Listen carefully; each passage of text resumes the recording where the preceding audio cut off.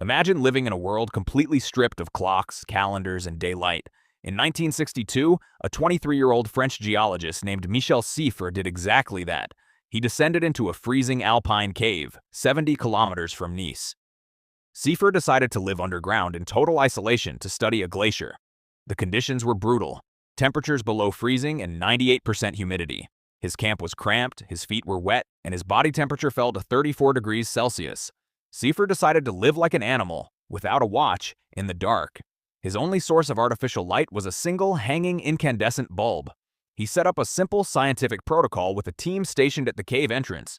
Siffre would call his surface team when he woke up, ate, and went to sleep, but his team was strictly forbidden from calling him, leaving him in total isolation. He had no way of knowing whether it was day or night on the surface. To test his mental pacing, Siffre performed a daily psychological test.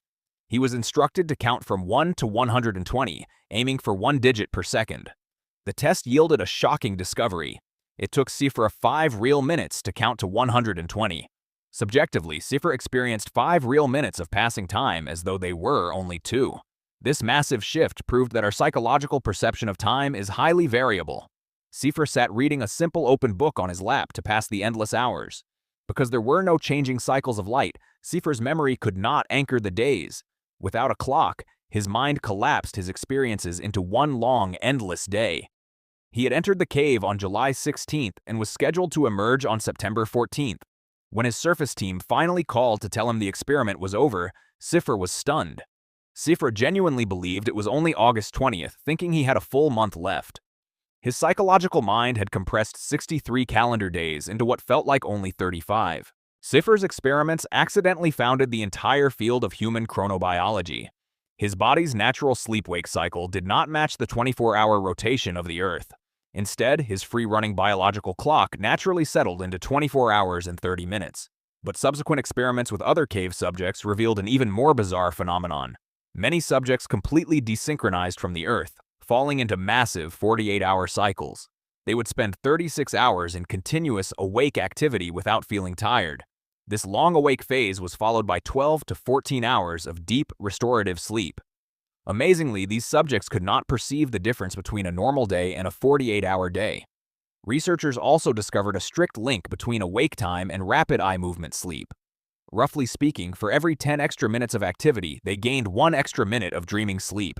In 1972, Siffre returned to Midnight Cave in Texas, spending 205 days underground. Siffre even rang in the new millennium deep in a cave, but emerged 3.5 days late. To understand why we are so obsessed with keeping time, we must look back 15 centuries. In the year 500, a monk named Benedict wrote a strict rulebook for monastic life. Benedict believed that idleness was the enemy of the soul, demanding constant structure. He carved the day into 8 fixed prayer times, assigning a specific name to each hour. This was a radical departure from how the rest of the medieval world lived. Most humans lived by the sun and the seasons, working until the task in front of them was done. But inside the monastery, life ran by a rigid artificial timetable. The hardest task fell to the night watch monk, who had to track time in pitch darkness. Monks tried using candles marked with lines or counting the psalms they recited. They set water clocks to drip slowly, but the water would freeze during cold winter nights. Sundials were useless at night, and cloudy winter skies hid the stars completely. Missing a prayer was a sin, creating a desperate civilizational need for a machine that kept time. The breakthrough came with a bell, the word clock itself meaning bell in its oldest form. In the late 1200s, monks invented the mechanical clock, driven by falling weights.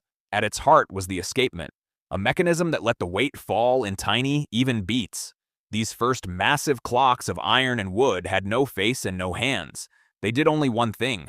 They struck a bell automatically to announce the hour. The clock had successfully automated the schedule, but it soon escaped the monastery walls. Towns built clocks in church towers and town halls, putting entire cities on a shared timetable. In the 13th century, time was divided further into precise minutes and seconds. For the first time in history, time became abstract, divided into fixed mathematical slices. Time stopped belonging to the natural movement of the sun and started belonging to the machine. This shift in timekeeping forever altered human consciousness and thought. As the philosopher Lewis Mumford noted, the clock, not the steam engine, is the key machine of the modern age. As industrial capitalism took root, the clock became a tool of intense labor discipline. Factory owners used the clock to measure workers by the hour, rather than by their craft.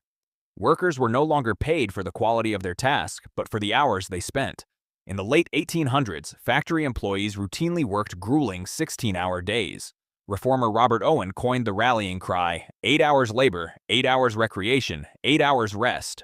The turning point occurred in 1914, when automaker Henry Ford made a shocking decision. He cut shift lengths in his factories from 9 hours down to 8. At the same time, Ford doubled his workers' daily wages to $5. Ford's logic was commercial. Well-rested workers made fewer mistakes and could afford to buy his cars. His plan succeeded brilliantly, doubling Ford's profit margins within just 2 years. In 1938, the 40-hour work week became United States law under Franklin Roosevelt. The 9-to-5 schedule was officially cemented as a global standard for human life. But the 9-to-5 workday was designed for factory assembly lines, not modern life. Today, personal technology has completely dissolved the boundary between work and rest. 4 out of 5 office workers check their work email after leaving the office. Over half of modern workers check their work messages before they even get out of bed. We are technically off duty, but are functionally always on call. Research suggests the average employee does under 3 hours of truly productive work in an 8-hour day. The remaining 5 hours are spent performing busyness, trapped in endless meetings and emails. The human cost of this always-on environment is severe, with burnout rising to epidemic levels. Almost 60% of adults report using alcohol to cope with everyday work-related stress. In 1930, economist John Maynard Keynes predicted technology would reduce our work week to 15 hours. Instead, our modern clockwork culture has coerced us into working more, not less. We have designed our lives entirely around the clock, ignoring what our biology actually needs. In 2025, anthropologists David Sampson and Leila McKinnon published a massive global sleep study. They analyzed data from over 5,000 participants across 21 countries. They tested how sleep differs between large-scale industrial societies and small-scale non-industrial ones. Surprisingly, industrial populations sleep longer and more efficiently than those without electricity. However, industrial sleepers exhibit a severe dampening of their circadian function. In contrast, off-the-grid societies sleep shorter hours, but possess incredibly strong circadian rhythms. This is because human biology is governed by the suprachiasmatic nucleus, our master internal clock. Light is the dominant environmental cue, resetting our SCN even when our eyes are closed. But our artificially lit, climate-controlled environments have created an evolutionary mismatch. Disrupted and dampened circadian cycles are strongly linked to depression, obesity, fatigue, and dementia. Our bodies are evolutionary masterpieces, built to rise with the light and rest with the dark. We may have conquered the night, but we cannot escape the clockwork biology ticking inside us.